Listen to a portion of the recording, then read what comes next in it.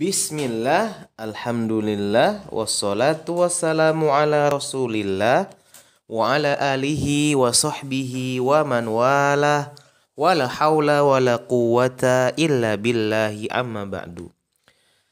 Alhamdulillah, segala puji bagi Allah, Rabb semesta alam. Akhirnya kita bertemu kembali pada pembelajaran online. Anak-anakku semuanya, kelas 3, semoga kalian di sana dalam keadaan sehat walafiat serta Allah senantiasa menjaga diri dan keluarga kalian dari segala macam bentuk mara bahaya. Amin. Pada kesempatan kali ini, Bapak akan menyajikan tematik kelas 3. Tema 3, mengenal benda di sekitarku. Nah, yang akan dibahas adalah subtema 2, wujud benda. Pembelajaran 1 dan 2. Nah, subtema 2, wujud benda, pembelajaran 1 dan 2. Ada apa aja pada subtema 2, pembelajaran 1 dan 2? Kita saksikan bersama. Tujuan pembelajaran di subtema kedua, pembelajaran 1 dan 2, yang pertama adalah siswa mampu mengidentifikasi wujud benda dan mengelompokkan benda berdasarkan wujudnya. Kedua, siswa mampu membandingkan antara massa dan volume suatu benda. Yang ketiga, siswa mampu menyebutkan beberapa sikap saling tolong-menolong. Yang keempat, siswa mampu melakukan konversi satuan panjang dari kilometer ke meter dengan tepat. Apa aja? Yang pertama, wujud benda itu ada 3. Yang pertama adalah benda padat, yang kedua adalah benda cair, yang ketiga adalah benda gas.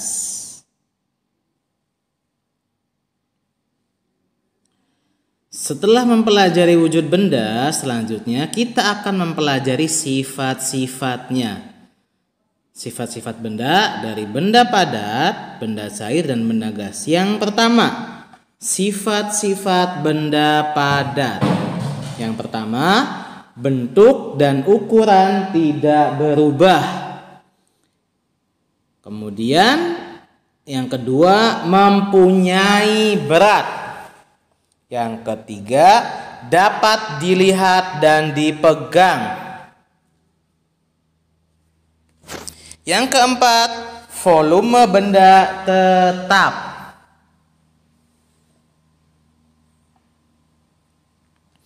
Kemudian, apa aja contoh benda padat?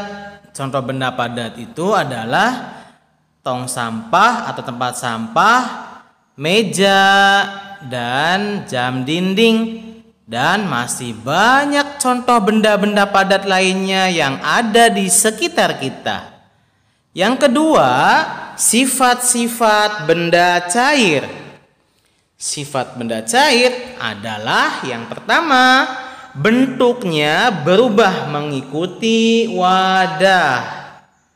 Yang kedua, mengalir ke tempat yang lebih rendah dari yang tinggi ke rendah. Yang ketiga, menekan ke segala arah. Yang keempat, meresap melalui celah-celah kecil. Kemudian, yang kelima, permukaan air yang tenang selalu datar meski posisi wadah miring. Lihat di contoh, ya, awalnya botol tegak, kemudian dimiringkan, jadi airnya itu tenang, tidak berombang-ambing, gitu ya, tidak banyak gelombang. Contoh benda cair yaitu yang pertama air. Yang kedua madu. Yang berikutnya air teh. Dan masih banyak lagi contoh-contoh lainnya yang termasuk benda cair. Selanjutnya adalah benda gas. Benda gas terdapat di segala tempat. Benda gas yang selalu ada di sekitar kita adalah udara. Sifat benda gas. Yang pertama, bentuknya berubah-ubah mengikuti wadah. Yang kedua, tidak dapat dilihat tapi dapat dirasakan. Yang ketiga, mengisi seluruh ruangan.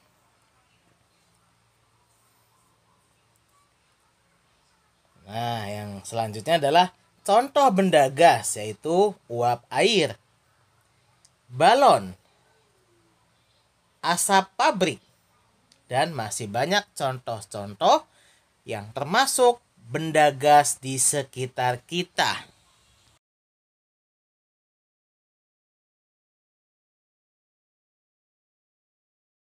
Kita masuk ke massa ya. Massa adalah banyaknya zat yang menyusun suatu benda. Kalau kalian lihat di buku tematik kalian, ada seorang ayah sedang memainkan permainan jungkat-jungkit. Di mana kesimpulannya adalah massa ayah lebih berat daripada massa anaknya. Kenapa? Karena ayah adalah pria dewasa, memiliki berat badan juga berlebih. Jadi, semakin besar seseorang, maka akan semakin berat massanya dibandingkan dengan massa anaknya itu. Kita masuk lagi ke volume. Ya, ada bola kasti dan bola basket ya. Dimana kalau bola basket disimpan di sebuah kardus, kemudian kardusnya itu semakin sempit ya. Kenapa? Karena bola basket memiliki volume yang sangat besar dibandingkan dengan bola kasti. Bola kasti berukuran kecil sehingga ketika dimasukkan ke dalam sebuah benda atau kotak, ternyata masih banyak lagi ruangan yang lainnya karena bola kastinya kecil.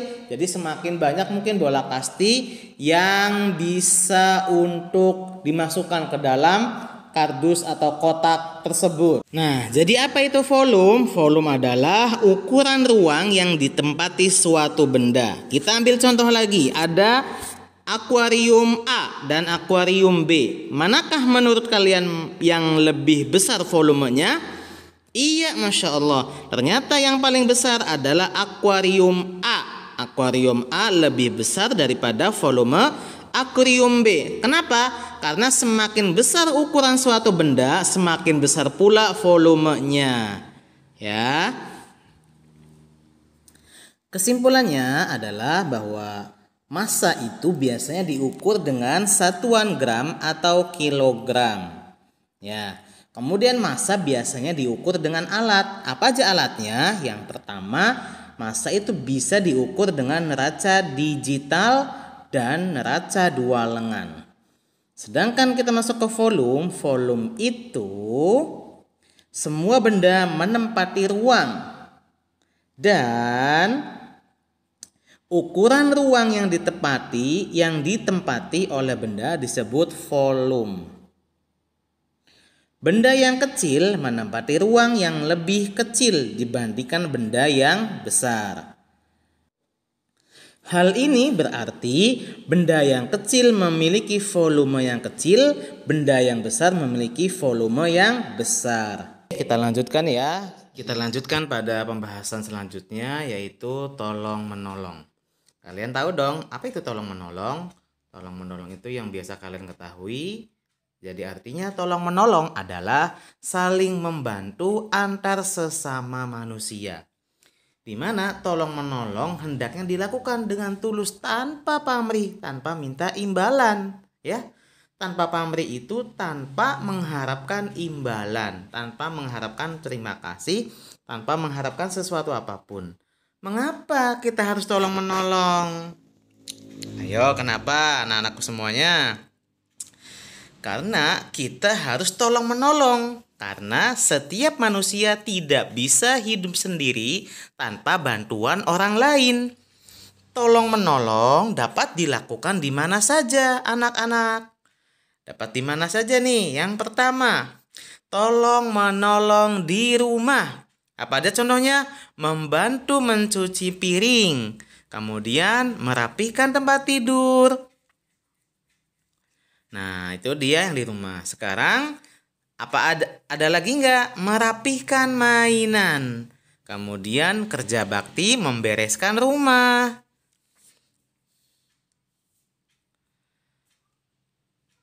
Kemudian melipat pakaian ke dalam lemari. Kemudian membantu ayah berkebun.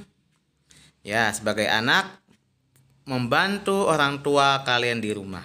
Sekarang tolong menolong di sekolah apa aja? Pertama, membantu ibu guru membawa buku. Kedua, melakukan piket kelas. Ketiga, kerja bakti membersihkan lingkungan sekolah. Kemudian tolong menolong di lingkungan masyarakat. Yang pertama, membangun pos ronda. Kemudian menolong anak yang jatuh. Kemudian membangun jembatan. Kemudian memberi sumbangan. Kemudian kerja bakti membersihkan lingkungan, melakukan ronda malam. Nah, selanjutnya manfaat tolong menolong antara lain sebagai berikut. Yang pertama, meringankan beban orang lain. Ya, contoh ketika kita melihat teman kita jatuh dari sepeda, maka kita bantu. Dengan kita membantu teman kita mungkin sedang kesakitan, ingin bangun saja nggak bisa. Dengan kita menolongnya yang tadinya nggak bisa bangun, dibantu sama kita akhirnya bisa bangun. Kemudian sepedanya yang tadinya ada sedikit jauh dari tempat kejadian, kita dekati kemudian kita pinggirkan sepedanya. Akhirnya apa? Meringankan yang tadinya misalkan nggak harus bangun, kemudian nggak harus lagi angkat sepedanya, kita bantu. Itu namanya meringankan. Kemudian selanjutnya mempererat persahabatan. Yang tadinya mungkin kita nggak begitu dekat jadi dekat, ya. Yang tadinya tidak tegur sapa, dengan adanya tolong menolong kita dengan teman kita akhirnya tegur sapa. Hai, assalamualaikum, butuh bantuan, ya. Sebab senyuman itu nilainya ibadah, ya. Gitu. Kemudian yang ketiga, menumbuhkan kerukunan antar sesama manusia. Iya, dengan kita saling tolong menolong itu tandanya rukun, ya, anak-anakku semuanya. Dengan kita mau membantu berarti itu tandanya rukun. Kalau tidak saling tolong menolong, maka nggak mungkin kita ini rukun, ya. Kalau nggak mau tolong menolong, ya sudah, berarti nggak akan mungkin terjadi antara satu dengan yang lainnya dengan sikap yang peduli, sikap yang ingin membantu.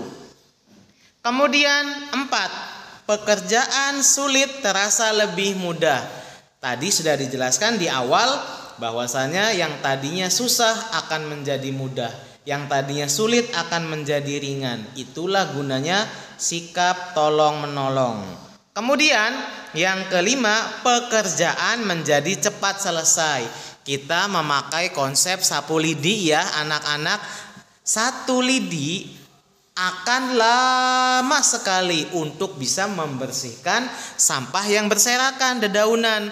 Dengan digabungkannya beberapa lidi, puluhan, mungkin bisa sampai ratusan lidi dikumpulkan, maka yang tadinya kita susah untuk menyapu lidi atau menyapu dedaunan, sampah dedaunan yang berserakan akan menjadi lebih mudah. Itulah pekerjaan di mana tolong menolong dan membantu sesama.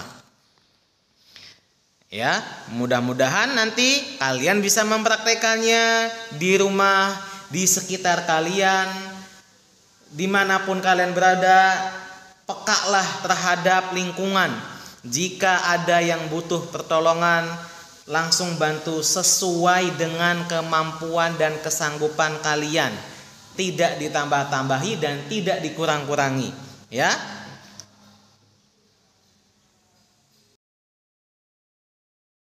Pada hari Minggu, Edo dibonceng ayah ke rumah nenek. Edo dibonceng ayah dengan motor. Perhatikan denah jarak ke rumah nenek berikut ini. Nah, ini ya rumah Edo ke rumah nenek. Jaraknya 5 km 300 meter. Atau 5 km lebih 300 meter. Jarak rumah Edo ke rumah nenek 5 km 300 meter. Jarak ini dapat ditulis 5 km lebih 300 meter. Jarak dari rumah Edo ke kebun binatang 1523 meter. Satuan kilometer dan meter adalah satuan untuk menyatakan jarak. Pada pertemuan subtema yang lalu, kita sudah bisa mengetahui bagaimana menghitung panjang suatu benda dengan meter dan sentimeter. Nah, hari ini kita akan belajar bagaimana menghitung jarak dengan satuan kilometer dan meter. Nah, anak-anakku semuanya, 1 kilometer itu sama dengan 1000 meter.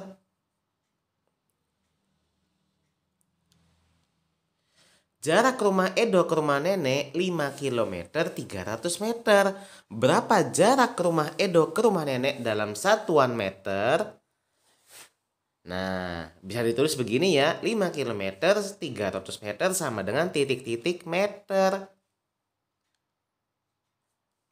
Nah, kita ubah dulu 5 km ke meter. 300 meter ke meter sudah sama. Berarti tinggal yang dirubah adalah 5 km sama dengan titik-titik meter. 5 km dijadikan meter. Kalau 1 kilometernya 1000 berarti 5 dikali 1000 sama dengan berapa anak-anak? 5 dikali 1000, 5000 meter.